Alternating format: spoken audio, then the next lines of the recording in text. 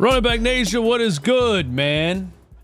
Yeah, thanks for tuning in, man. Thanks for being here. I've been out of the loop for a minute. We're going to talk about a rumor that came out yesterday leading up to the NBA draft. We're like 3 weeks away from the NBA draft. It's going to be a crazy one. Nobody knows what to expect outside of probably Cooper Flagg. The Sixers are in an interesting spot where, you know, are they still in win now mode, right?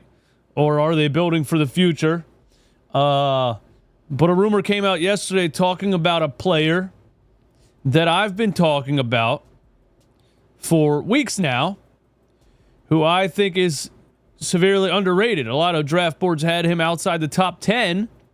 I was saying I would take him if we landed at 6. People thought that was crazy. This rumor has him as high as number 3. So we're going to talk about it. Thanks for being here. Thanks for tuning in. Hit the like button for me one time. Before we get into that, this also yesterday, the Sixers are interested in offering a 2-way contract to Yannik Craig, who has 1 year left on his contract with the Juventud Badalona of Liga ACB. I don't know anything about this. I don't feel like most people in America know anything about this kid.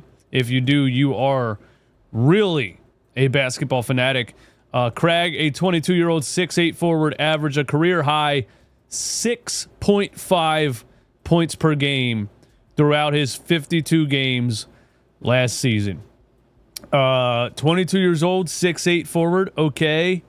6.5 points per game. I mean, I know scoring in the EuroLeague isn't like it is in the NBA, but that doesn't really, jump off the page at all. But they want to offer him a 2-way contract.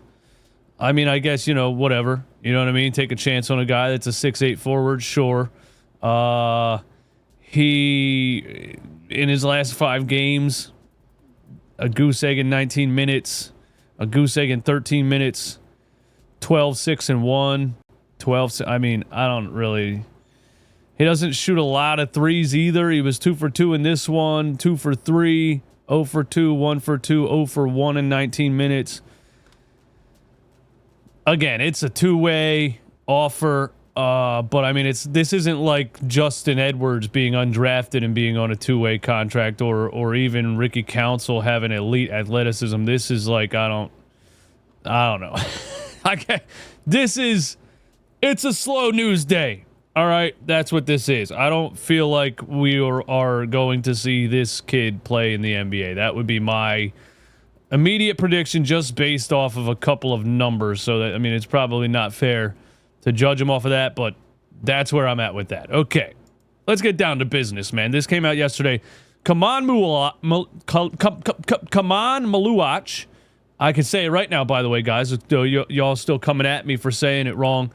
Kaman Maluach and Trey Johnson are reportedly in the mix to be selected number 3 by Philadelphia per Barlow 500. I don't know who that is. I've never heard of him, but we're going to decide if this is valid or not. And I did pay $6 to read the article.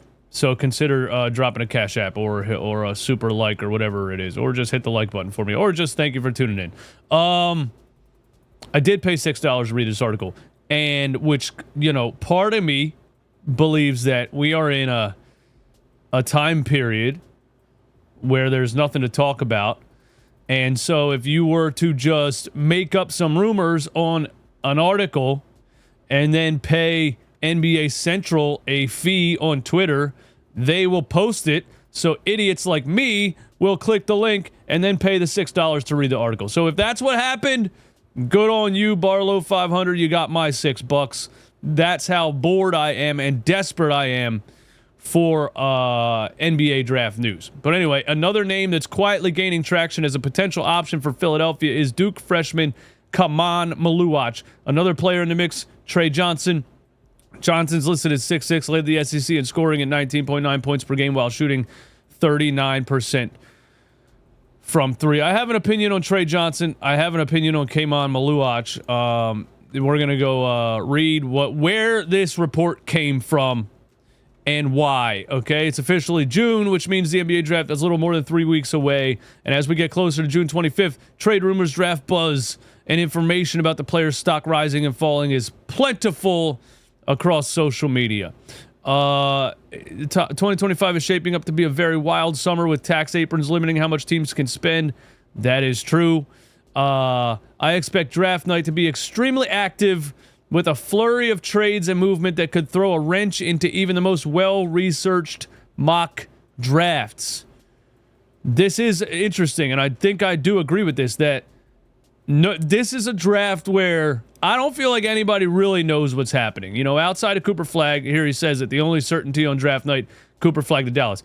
Outside of Cooper Flagg, a lot of things could happen. You know, the Spurs could pass on Dylan Harper because they have De'Aaron Fox and Stephen Castle.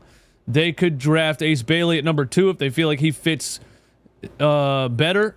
They could trade out of that pick entirely if they feel like their timeline is shorter with, you know, Wemby and De'Aaron Fox, and maybe they could be a contender a lot sooner if they trade out of that pick instead of drafting an 18-year-old. A lot of things could happen. The Sixers at number 3, I think it's Ace Bailey, but there is a lot of reason to look at other players and think that it might not happen, or they might, you know, they might just straight up draft somebody else. I think they would trade down if anything, but it's not crazy to think that they might be looking at other guys. Spurs at number 2, Dylan Harper, or something unexpected. Harper, widely regarded as the number 2 prospect, is coming off a strong freshman season. Most sources I've spoken to believe San Antonio will select Harper with the 2nd pick, but when I talk to scouts, it's a much more split conversation. One veteran scout put it this way: I know everyone is saying the Spurs and Harper, but San Antonio is tricky because you never know what they're going to do. It's very hard to predict what move they'll make, even in a situation like this with the number 2 pick. If there's somebody they like at 2, they don't have to go with the consensus. Yeah, but who's the player? It would just be Ace Bailey. I mean, you know, why would you be so vague in how you said this? If there's somebody they like at number 2, who would that be? Ace Bailey. That's the only. It would be Ace Bailey, right? Unless they go VJ Edgecombe or Trey Johnson all the way up at number 2. I don't see the Spurs doing that. Circling back to the Spurs and their long-term thinking, one name that keeps coming up in the league circles is Giannis Antetokounmpo. This is what, you know, I've brought this up. I've brought up the Kevin Durant possibility. The Spurs have a generational star in Victor Wembanyama and enough flexibility to get creative. So naturally, they've been linked to Milwaukee and some speculative trade chatter. Dude, we're 3 weeks away from fireworks in the NBA, man. And speaking of the Bucks, I had an interesting conversation recently with the father of a projected lottery pick who told me the Bucks have been doing background work on his son, even though they don't pick until number 47. What? Okay. Wait, the father of a projected lottery pick? Can you name the player? You know what? You're starting to piss me off with the vagueness of this shit. Anyway, what will Philly do at number 3? Here is what, I forgot his name already. Here is what Barlow 500 says in this article that I paid $6 to read. The real chatter surrounding the 2025 NBA draft starts at pick number 3 with Cooper Flagg and Dylan Harper widely expected to be off the board. What the Philadelphia 76ers decide to do becomes a major pivot point in this draft. Rutgers freshman Ace Bailey is considered the favorite to go 3rd overall, but several scouts and executives I've spoken to will, with belief, there's a real chance he could slide. Bailey, Harper's teammate at Rutgers, averaged 17-7 in a game in his lone college season. Measurements may have hurt Bailey in the eyes of teams a little bit. I don't think between being 6'10 to 6'9. Did that 1 inch really change their opinion? That's what she said. One evaluator mentioned VJ Edgecombe as a possible option if Philly passes on Bailey. Edgecombe, a freshman at Baylor, averaged 15, 5, and 3. He's 6'5", $180. He needs some time to develop. I don't think VJ Edgecombe is going to come into the NBA and do something year 1, but he does have the tools to become. I mean, what's the ceiling? You can't say a ceiling. I say this all the time. You can't name a ceiling on these type of players because they could turn into a superstar or they could be a bust. Everybody wants to act like they can predict the future. But, VJ Edgecombe right here, he could be Benedict Mathurin. He could be Anthony Edwards. You know what I mean? Let's get to where he talks about Maluach. Another name that's quietly gaining traction as a potential option for Philadelphia is Duke freshman Kaman Maluach. The 7'2 big man averaged 8.6 rebounds and 1.3 blocks per game while anchoring Duke's defense during the Final Four run. He also finished the last game with 0 rebounds. Several scouts noted his rim protection, mobility, long-term upside. The Sixers need to maximize their window. They have older players with big contracts. I don't think Maluach gets past Toronto. Philly is solid at the guard spot. Don't be surprised if they take a long, hard look at Maluach. Don't be surprised if they take a long, hard look at Maluach. Sorry for that. And here's why I've been talking about Kaman Maluach for the 76ers. I like a Dembona, okay? But Maluach has measurements that are just insanely rare.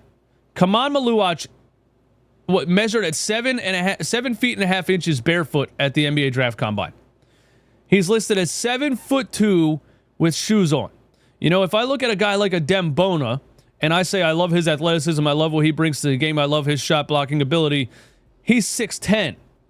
This kid is, with shoes on, by the way, this kid is 4 inches taller than a Dembona and a 7'5" wingspan that can only be rivaled by the only other 7'5" wingspan in the league, I think, is Wemby and Chet Holmgren. I mean, Wemby's probably way like a 9-foot wingspan, but that's what I meant. 9-foot wingspan. Chet Holmgren's wingspan's a 9.5 or something. 9-foot standing reach. 9.5 standing reach. You know what I'm trying to say. Let me get a little more iced coffee in my veins. But anyway, the point that I'm making is Kaman Maluach has rare measurements. And I actually went to AI and I said, make me a list of players taller than 7'1" drafted in the last 10 years. There's only 4 of them. And how many of these 4 are 7'2" or, taller than 7'1" with shoes on and have elite athleticism? Victor Wembanyama's it. Victor Wembanyama, Zach Edey, Donovan Clingan, Bol. Zach Edey can't jump, can't run, can't move. 7'4" Steven Adams. Donovan Clingan, a little more mobile than Zach Edey, but really can't jump, can't run, can't move. Bol, he's Bol, man. He was drafted in 2019. It's 5 years later now. Some of you guys still hit me up and say the Sixers need to get Bol. There's conspiracies that Bol just doesn't get any playing time. I don't know. But my point is, Kaman Maluach is the only player outside of Victor Wembanyama taller than 7'1" with athleticism, ball skills, speed, jumping ability, drafted in the last 10 years. That's how rare Kaman Maluach is. And that's why this is a rumor. When you're looking at, the 76ers and Joel Embiid's health, okay. If he's healthy, obviously you're starting Joel Embiid. But do you look at an NBA starting level backup center? That doesn't even make sense, man. Maybe I should have took another day off. NBA ready player who can play backup center right now. That's what I'm trying to say. Do you look at a player who could step in and play backup center right now at a high level? I brought up the name Derek Lively plenty of times in discussing this topic because the Dallas Mavericks had no defense before the trade deadline 2 years ago. They drafted Derek Lively, a pick number 12, I want to say. Or maybe he was higher than that. Maybe he was 7. But either way, they did exactly this. They traded for Daniel Gafford and they drafted Derek Lively. And suddenly they had 2 players who could hold down the interior defense and rebounding and rim protection, things like that. So the Sixers, even with the healthy Joel Embiid, could solidify a position that has been needed since who? When's the last time the Sixers had a backup center that they felt good about? Even right now, Adem Bona, as much as I love his motor and his athleticism, has a lot to learn, and I still don't think is maybe as ready. I don't think Adem Bona is as ready to play major backup center minutes right now as Kaman Maluach is, and then you throw in the fact that he's 4 inches taller and is developing a little bit of an offensive game, guys. We're talking about, who does this remind you of? Oh, yeah. Oh, yeah, let's see another one. This man's shooting threes, guys. This man's shooting threes. 7'2", 250, is moving without the ball. He's hitting bank shots.